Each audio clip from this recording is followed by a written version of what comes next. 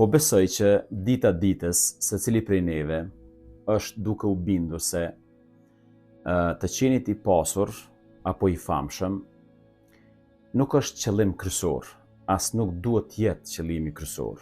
Mund të jetë qëllim gjithsesi, por jo kryesor. Më e rëndësishmja është të jemi njerëz që shijojmë jetën nëpërmjet asaj që e bëjmë, gjithmonë duke kuptuar rolin tonë në këtë botë. Unë mendoj që kjo është pjesa më qëndrore e jetës. Duke qenë se gjithë jetën jam duke lexuar fenë, unë mendoj që feja ka rol të rëndësishëm edhe në këtë kontekst.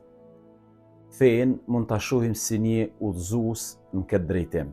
Pra feja mund të na ndihmojë në këtë drejtim. Sepse feja na mëson se jeta është dhuratë. Është dhuratë e Zotit Madhreshëm. Dhe mënyra se si e përjetojmë, pra jetën, është në një farë forme qelësi i lumturisë.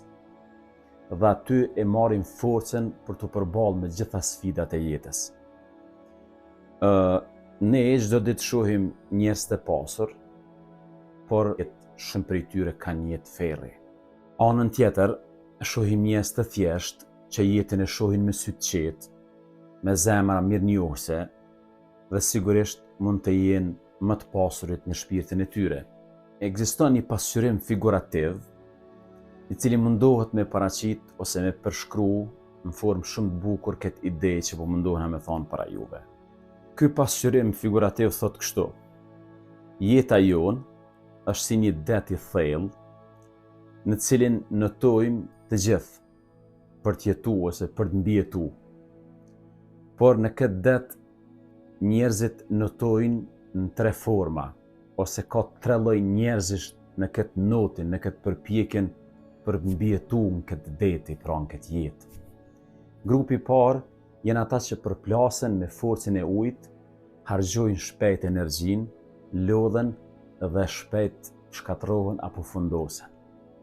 Grupi i dytë janë ata që notojnë me qetësi, e ruajnë energjinë, lëvizin me maturi dhe, si më thonë, jetojnë më të qetë. Dhe është grupi i tretë, ata që notojnë dhe shijojnë notin, i shfrytëzojnë dallgët, gjejnë mënyra kreative për të avancuar notin, pra jetën, dhe në një farë forme notin e tyre e kthejnë në art. Mesazhi kryesor që del nga kjo qasje është punën, angazhimin, atë me të cilën ne jetojmë, ta bëjmë në formën më të këndshme. Mos ta bëjmë me zar, mos ta bëjmë pa dëshirë, sepse kjo në një farë forme e dëmton